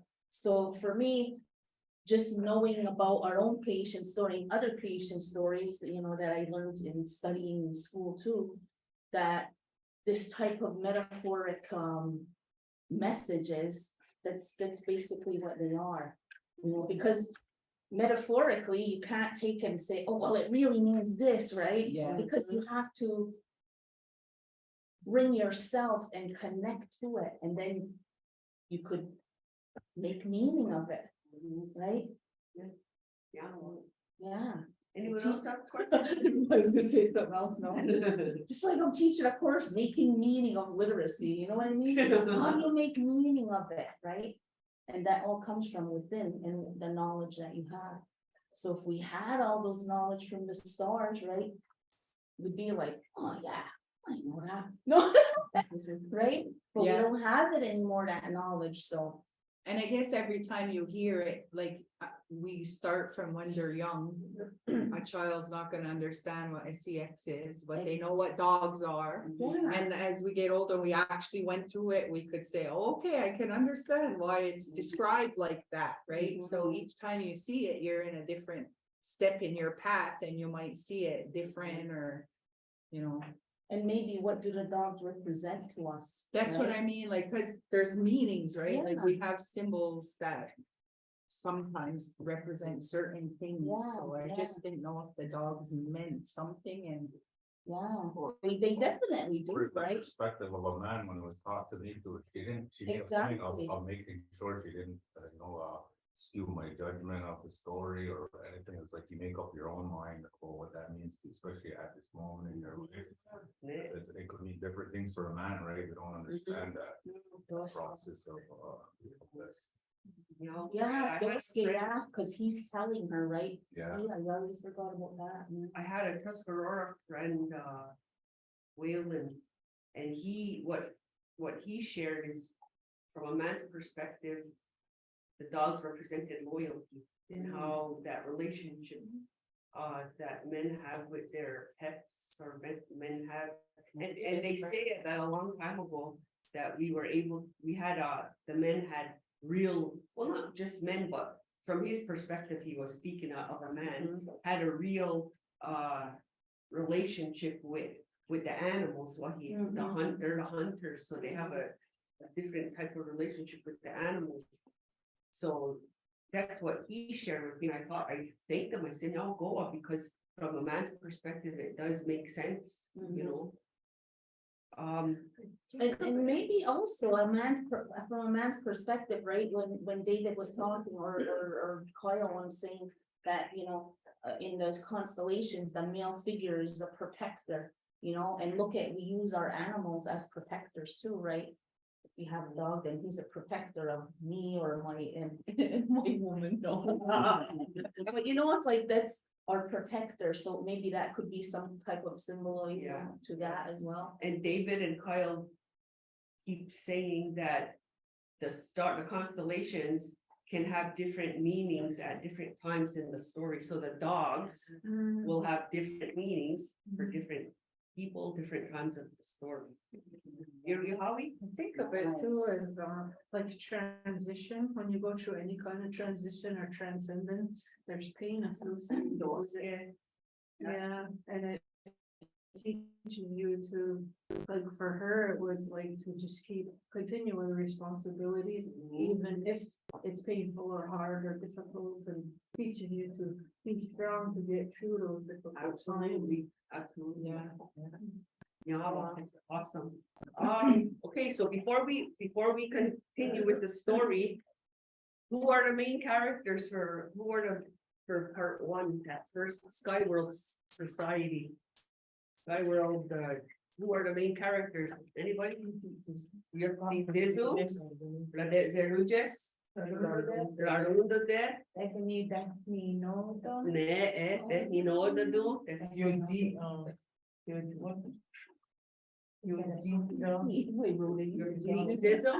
Yeah, you did it. Oh, Her mother. Well, she didn't ever, in the story, John Arthur Gibson had never gave her a name, but he just it was referred to young woman, she's a female being of the cosmos. So that was her.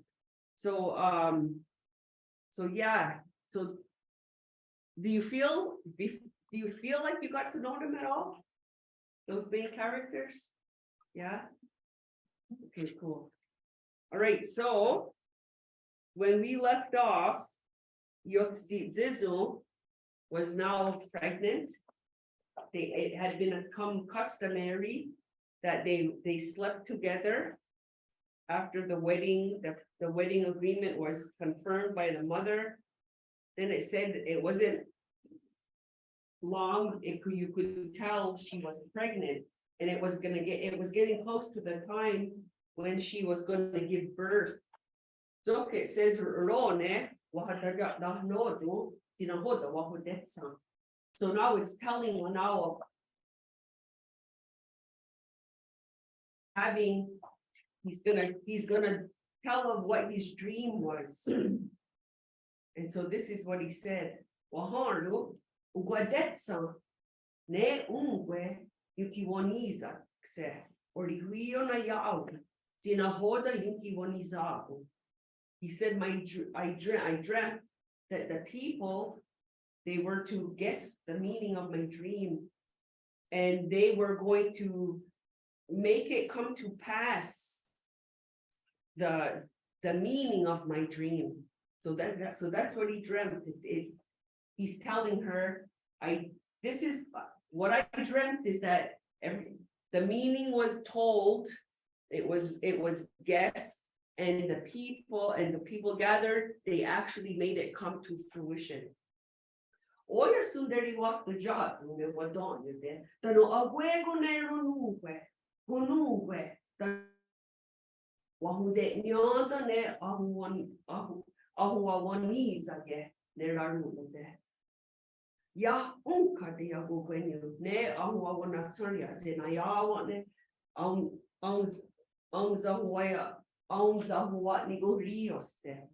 it says, so now they had another, they conducted this feast, and all of the men, all of the wild animals, everyone tried to guess the meaning of his dream. No one was able to interpret the meaning of his dream so that he could have peace of mind.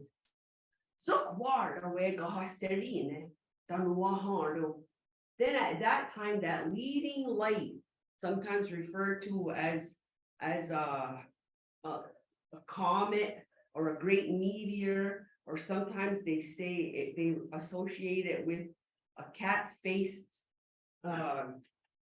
thing that can go through dragon, gahaserine. So it says, then arrived Gahaserine, and he said,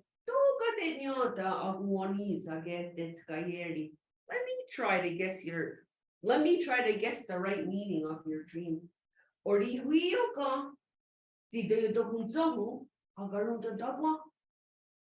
it the truth that the standing tree should be uprooted? What tonu where adu di wahuanataria said danu wasagorori di wahuanataria said danu wasagorori neradetso sera zinihadi torunes. Rarunde, he acknowledged him that he had for sure he interpreted the right meaning of his dream. And then he told her that the dream was interpreted for him, and that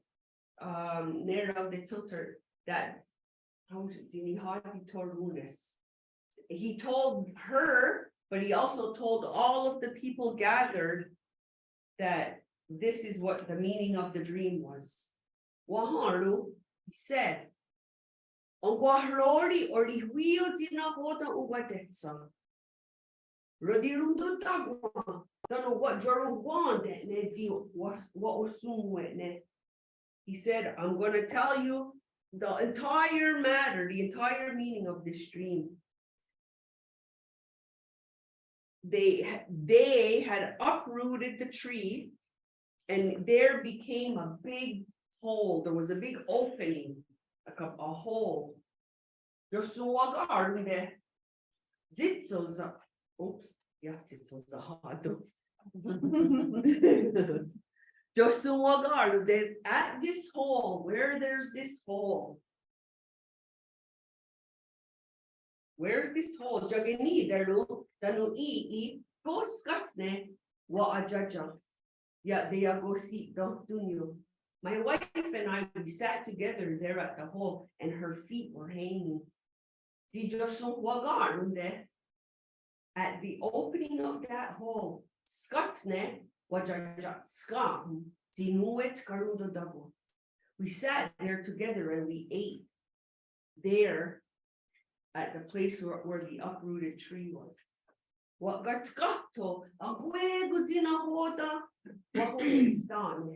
And I saw everything that was going to come to pass. Scongiocqua nero nunque ronaggiataroro da un dasso or wheel amonuni nera rundu de rodetsonsera sok wahadirundu dako.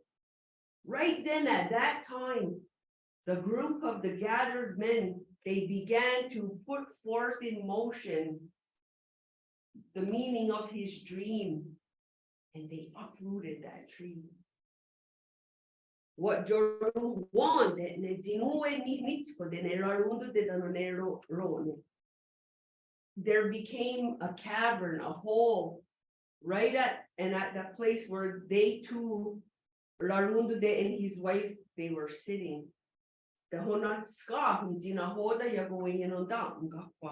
and they sat at that hole eating the food that she had prepared. Larundude was sagorori ne yeneru rode. Ti ona orivio agwegu aze wadu dina ho dansu gageru ne gan. Larundude, he told her, his pregnant wife, that now certainly everything will become new. Of all of these things that are about them there, everything that's there about them, everything is going to become new. Wasagorori on, and he told her also, Digatke su adawe, that at some point that's coming, Nona agwegu ungasa anyugene etage, when everything will be completed below. Ogunehiarage, le ga enega. They're all gonna remember here above. They're gonna remember. Larundude, the sagoniara nerone, the guardian of the standing tree. He grabbed her by the back of her neck. Nerone, his wife. Zokia sagologe, diosu wagarde, and he pushed her through the hole. Zok, neronu, veronajataroru, the harirundoda. Then at that time, those gathered men, they stood back up the tree.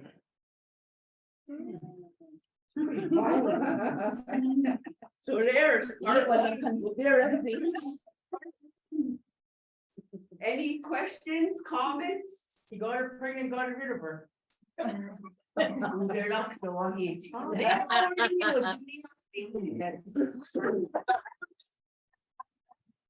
Is that the tree that guy was on top of that they uprooted? No, It was the other This one. is the guardian of the standing tree, yeah. Okay. No, what do you think then? Well, because I heard a lot of different versions and I'm always debating this, Okay, hearing the version I just did. Coming from love. I think that when I picture him throwing her, I picture this black hole. mhm, And because it's unknown, right? Nobody knows what black hole is. And I think about how she never asked questions if it was gonna happen. It was just him telling her and then so she's gone. mhm, So he kind of saved her any anxiety or fear or grief of the unknown because it was just so fast. So a lot of times you hear, well, that's pretty violent, like you just grab her and throw her through. But I look at it as she was prepared for this. She was told this was Yeah. gonna be her pathway, and I think that his love for her, that's what he did. He didn't, go into too much detail. He just told her what she needed to know because he relied on the fact, I think, that she knew what she was doing, mhm, and she was carrying new life, mhm. and off she went. That's awesome. I love that. Now, if I could just get Jeffrey to believe that. Good luck. So at this point, I want to raise something up for consideration. So here we always are told that, or I've heard it told many times that here's this pregnant woman and she was always a grouch bag, or she always wanted this, she wanted that, and she made her husband go and uproot that tree to appease her. And did you hear that, right? That's a man's perspective. That's the story we're always told. So when I come upon this story, I thought, we see that? It's a total different perspective on on the role of women. And it got me to question, why is it then, or why was it then that here, from far back as I can remember, the creation story always began with this woman, this pregnant woman who was needy and made her husband do this and now she's falling. And it puts this perspective on how a woman is when she's pregnant. When I heard this, it totally changed. It freed me personally, it freed me from that imposed ideology of Paternalism. yeah, I'm gonna go there. Patriarchy, feminism, all of that stuff. I'm going there. That's it. So this story, our original story, what it really means, it gives a whole other understanding about womanhood. It gave me a whole other understanding of the role of the women and how our strength and knowing ahead of time that giving birth and bringing forth life and not just that, but even sex. Why did sex become taboo? Why did sex become something that we weren't allowed to talk about? And it got me to contemplate about colonialism and imposition of state and church and all of that stuff. And this story, part one, really just freed my humanity, but from a female perspective, that it's not a woman and how she's needy or how she, the way that story was always told to us, it's totally different. Or her just being like, on a head jump. Yeah. And that's not it. In this story, she's empowered. She knows that her responsibility to bring forth life is something that it comes through her in a whole new dimension, from sky world, physical or spiritual to the physical, comes through us. And even though it's difficult, we are prepared for it. And when we have our uncles around us, supporting us, helping us, and that we have the ability to do it, and it's part of our responsibility. And I just loved it. I just love that, telling this story and that, sex is not something to be ashamed of, and it's part of life. It's part of what we do to bring forth life. But when we tell it from a perspective like this that empowers ourselves, it just opened up a lot of things for me. And I wanted to bring that up because here in Kahnawake, we're always told this other kind of story about what a pregnant woman is, or what she is, or what she does. It's like, that's what he Because even before, the men who did tell the stories, they came from a different perspective as well. They had respect, but the whole colonialism has paternalistic, ways of being, has caused even the like what comes out of men's mouths is about, the woman has to be in this place and she's pregnant, she's a bitch, stay home, whatever, right? But that doesn't come from our culture. That comes from non-Indigenous cultures, that way of being. Yeah. Because even in the story, the way he talks to her, and this is how, like even with our own children or grandchildren, when they're going through something, you sit and talk to them that way, in a respectful way. Not this other way, where they're teaching that to be ashamed of yourself, to be ashamed of your body, to be ashamed of sex, or to be ashamed to to get your moon time. Yeah. You know, when I was young, it was like, nobody talked about it. Mm. We all talked in the bathroom and laughed and, you know, it was like, but no one wants to talk about it, right? Yeah. You're all afraid and it's like, Yeah. this has this stigma. But where Yeah. did we learn that from? It's not from our story. Oh, it's not. Yeah, that's exactly, you know, yeah, so. It kind of coincides with the Bible, and that's been rewritten and changed a lot too, but what they have today is that the woman ate that first apple and doomed the world. You know, that Mhm. women are the cause of all the problems and, you know, because I heard even, I know I'm a little jumping ahead, but with the Grandma Moon, that she favored the bad twin and he cut her head off. Oh, wait.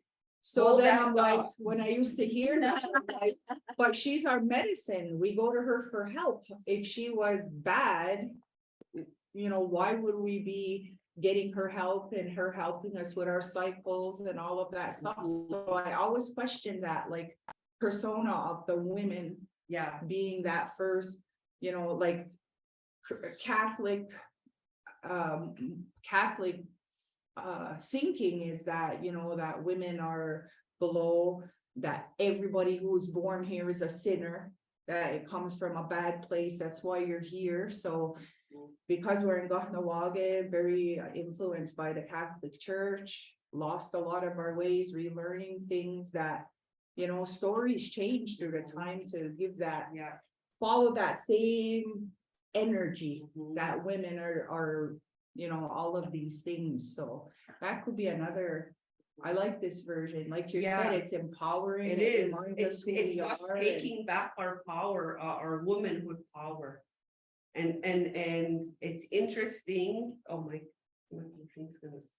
It's interesting that, that part of the story in Kahnawake had been erased.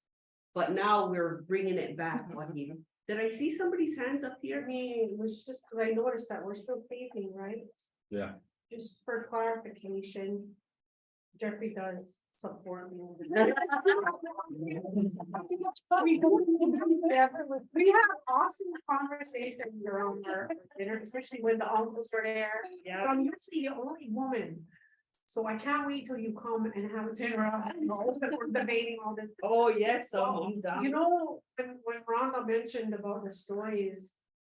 Like, I'm learning through young people who are telling the story differently. But when you work in healing and health, you know that grandma was in her own grief. And she favored that young one for a reason, so there's different ways to look at stories and not always buy into. You know, just what's always been told to us on how it should be.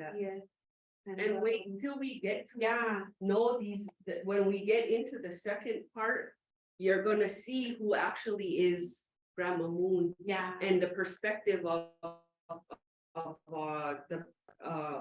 what you're gonna think of these characters when you figure out, hey, she's really the moon, and it's gonna change. I was thinking about Arun today, what kind of example of a man is he?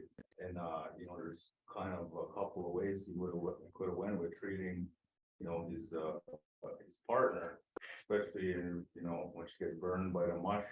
There's a gentle way to you know, to approach that situation. There's better ways to, but when did he have his dream? You know, how long did he know that this was gonna unfold this way? So what was he doing? You know, was he really that kind of man? Or was he trying to more of a coach? I don't like to say that sounds very paternalistic, but you know what I mean? I think of that as a coach. Okay, now get out there, you know, like Yeah. you went to practice for a whole week now and whatever it is. I'll get on the floor. And she goes, they're strong, you know, she's been through some stuff and maybe he had to sacrifice being the man he wanted to be. I don't know. Yeah, no, that's Or awesome. maybe his sacrifice that he had to stay and he had to let her go. Of Yeah. course, leave it to a man, I would say he was sacrificed. You're not- That's that, I didn't take it like as a literal man and woman kind of thing. Okay. I was thinking of like the preparation where it's like, I kept saying Oz it, the newness, that new Yes. life. And I think of him, I guess, kind of preparing and gathering seeds or like preparing some sort of bundle. Why? And she's the bundle, and I was just thinking of like, I wrote renewal and seeding, Yeah. and when you plant a seed, it has to go into a dark space for a short while, and then it starts to sprout, and then it grows, and then it's like Mhm. this beautiful newness, and it's Yeah. that cycle of that just keeps going and going, and I do a bunch of spirals. Awesome. But that's how I was imagining it. It's just, he prepared the seed, the bundle to come to a dark space for this new transformation. And it's kind of like in life, you always have to go into a little bit of dark to get through Yes. something. Awesome. Yes. Yeah, well, that's awesome, because it's energy, right? Because, I mean, we put people to these. We put human people, right, to these images when we hear it, think about it, see it. The doskin. I just have a question, it might have went right over my head, but what was so bad about there that they had to create this newness? Because when I look and talk to anyone, they always have more of a respect for the spirit world and going back. I'm going back there, I'm gonna see you one day, you're gonna be dancing, and we're gonna be together with our ancestors again. Did I miss what was so bad that they had to go to this whole new existence? I don't think the point of it was to say it was bad.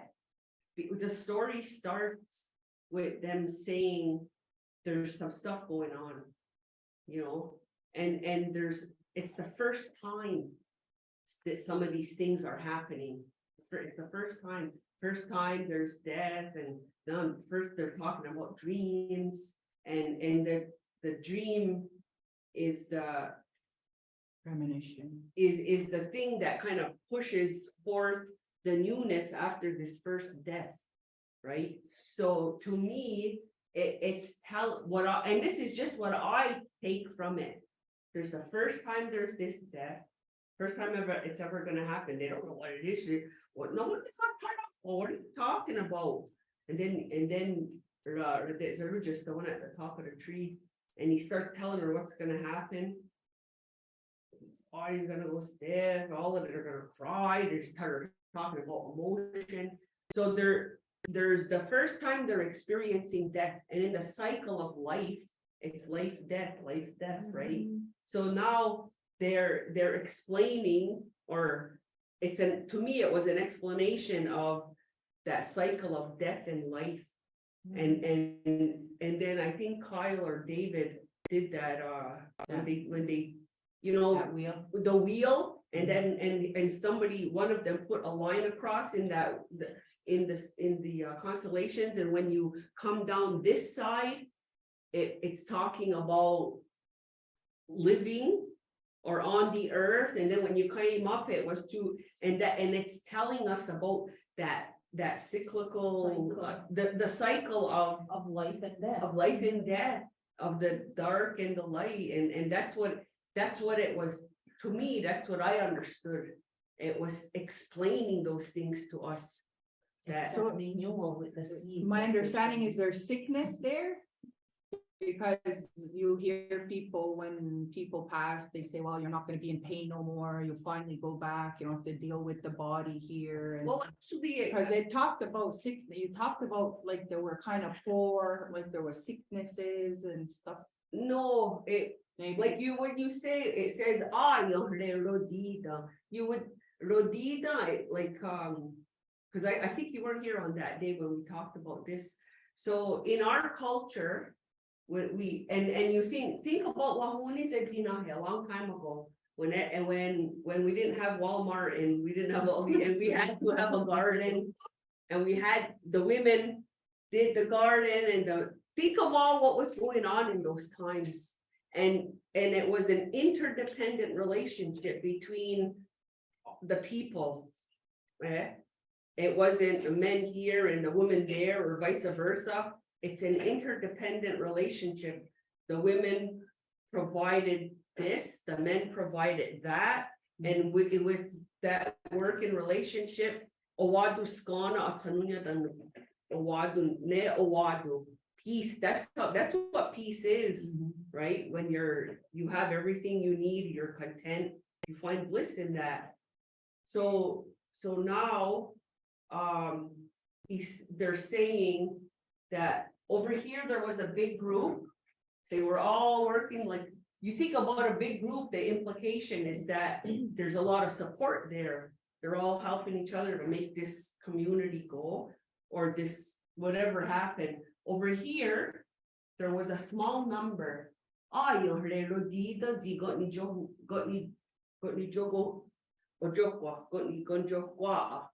That they were small in numbers. So if you're small in numbers and you have to do everything by yourself, it will be more difficult. It's more difficult when you have to do everything for yourself, by yourself, with no help.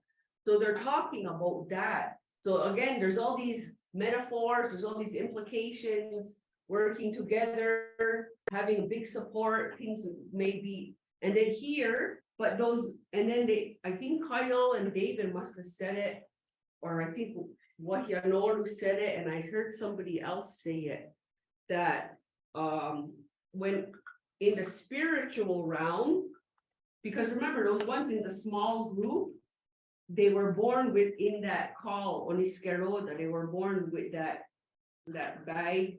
And so they were more likely to have a higher awareness of the spirit, okay? So, and in our teachings and in the constellations, or I heard somebody say it, I can't, that usually people who are more conscious or have more awareness of creation, of spirit, they're very small in numbers. And you often hear people that are spiritually inclined. Often people will say, I always feel alone. It's a lonely existence. When you live with an awareness of creation, you're the oddball, because everybody else lives in this other kind of just kind of way. But when you live an existence that you have that higher awareness, it's a little difficult because you don't fit in. You're like the odd one. People will, anyways, all of that. So that's kind of maybe they're talking about difficulties between spiritual ways and physical ways. They're talking about the cycle of life and death, dark and light, all of that binary existence that we have to go through, and through that process of evolution, when you're evolving, it can be difficult. So they're not saying that it's so bad here that they have to have new. It's meant to get you to understand all of these different things about existing. Is it like when you first hit consciousness, like many people live unconsciously, and then there's that spark that all of a sudden your eyes are open and you start seeing things. Very well. You're in a different realm. Yeah, you don't see the same pictures. Yeah. Yeah. Every time that you grow, every time that you change, every time that you get something. Yeah. I So- saw it. Yeah. As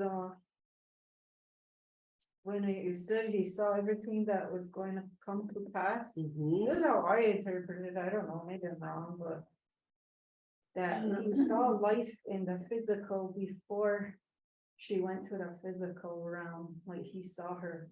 Like, Yeah. and it's like he made, you know how they say we make agreements before we come here. Yes. Before we're born, we make those agreements. Like Geraldine, she always says. Yes. You. Signed up for this. Yeah, story or, and so I see it as that, and like how Mingus, I think, was saying that he was like a guide or something, or coach, that saw it the same way to like that he was there to talk with her and to prepare her for that birth. Yeah. And then when then that push, when he pushed her, okay, it's time to go now, time to be going. And And then she's in the physical one Mhm. after that. And think about it, when you The have a hole is baby, that you portal. gotta push. Yeah, yeah. And that hole is that portal Mhm. between birth and death, so Absolutely. it's like a death but a birth into here, and then when we die and go back to that, Yeah, like you were saying. see that, isn't this story amazing? Yeah. And I just feel so happy for us that we're getting to interact with it again. Yeah. Because when the story starts from just this pregnant woman who has cravings is falling. It's all right. I mean, there's other things we learned after, but this part of the story just, it really gives it another level of depth and understanding to what it means to be alive, you know? And then the other thing is, what time is it?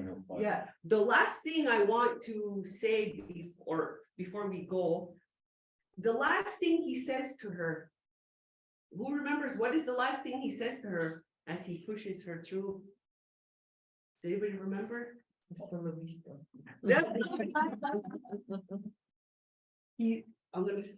remember exactly, but he says to her, he says, and so there's gonna come a time, okay, I have to read it, forgive me, go ahead. He says to her. Here. Is it this one? Yeah, it is this one. Okay, so he says to her. Oh, it isn't. I can't find it. Excuse me, I'm so tired today. Basically, he says to her, though, he pushes her, and he says to her that everything that you see, every gageru, it's like gageru.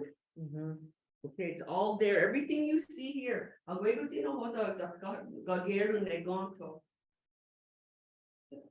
He says it's gonna be reborn below. So we hear, that's the other thing, like we always hear that creation is a reflection of where we come from. So he's directly saying that's the last thing he's telling her. Everything you see here, all scattered about around you, it's going to be reborn below. That's what he says. And then he says, and also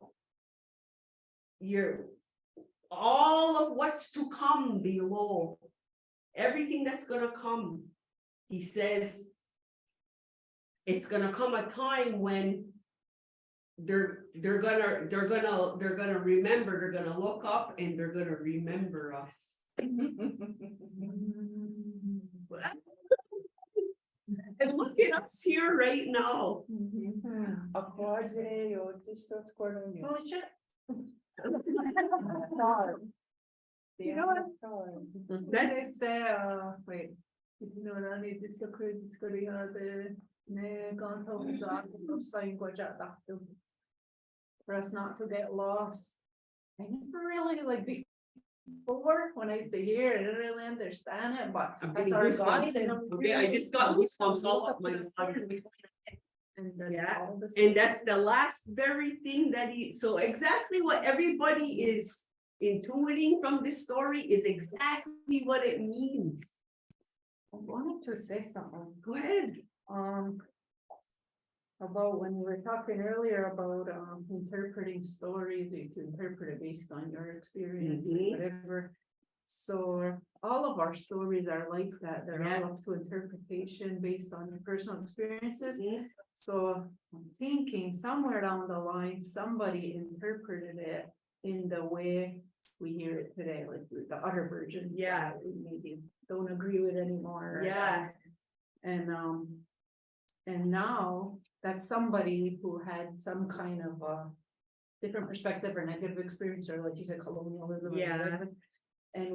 And so now we look at whoever is passing that version down And sometimes I find when we hear stories, people listen to a story or listen to knowledge keepers or whatever, that they take it for gospel. But it said, well, they said this was, and think it has to be like that, and that it's not a full interpretation. And I think we get like that because we become disconnected Yeah. to these energies and Absolutely. understandings of consciousness. So we rely on that one. Yeah. And see this here right now, what we're doing, everything everybody said, it's clarity. It means everything everybody said. That's what it is. And the next time you interact with the story, it's gonna get more meaning. And that's the teaching of this story. It's alive. The story is alive because and it reminds us about life. It's a living thing, this story. And it creates the meanings when we need them. Yeah, it wasn't meant to be a dictation. No. Of what to live and how to live. We were given the instructions on how to live, and this we were supposed to make our lives. It makes me think that if she said about why is one place better than the other, or why did we go there? I think like we forgot about all the little miracles that happen here. You know, we don't look at it that way. And why did she go there? Like, why do we have children? You know, why would you continue to have children? Because, you know, to continue to let them see all these little miracles that happen all the time, but we take everything for granted. So why isn't this great? You know, that's what consciousness is. Once you sit back and you have that kind of like, ooh, and you're like, holy, what's really going on here? You know, like to feel not thinking ahead, not thinking back, but being present, you know, that creation's all this happening, and anything can happen at any moment, you know. Yes. Oh, I got chills. I love it. Well, it's like fifth dimension, right? This is what we can talk about, the dimensions.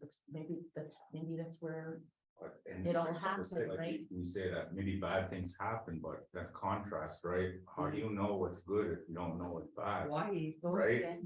There would be no joy if you didn't know sorrow, right? Yeah. There would be no And that's happiness if you don't and know. they also say that childbirth is another representation.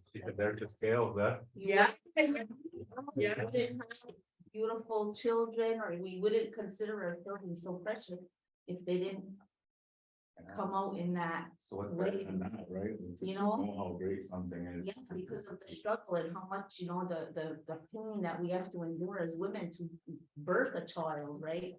But when the child's here, what is that? Our hearts are like, right?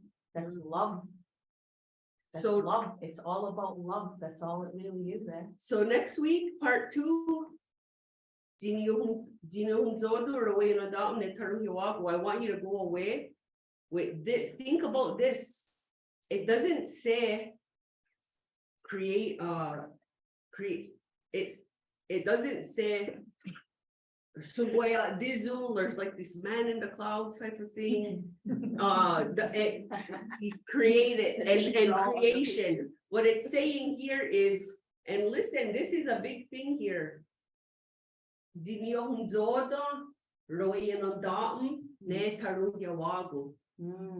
2, you know, when she's falling, you know, and now that's the part we all know.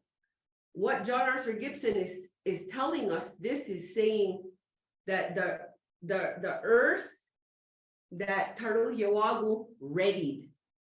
It didn't say he created everything type of thing. It says it's the type of earth, the type of earth that Taruhiawagu prepared. He readied it. Think about that. What does that mean in comparison to what we think of? Made everything, and think about that comparison. And next week. So now is that Thanksgiving are just gonna be changed? Like, you know, you just said I'm not in charge of that school.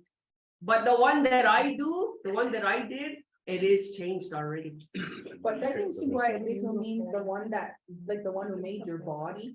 So why this means he made creator, right? No, it's that Okay. Okay, go ahead, you can do whatever. Gotcha. Okay. Okay. young one. Thank you, David. Thanks, Kyle, Trina, and everybody. See you next week. Hola.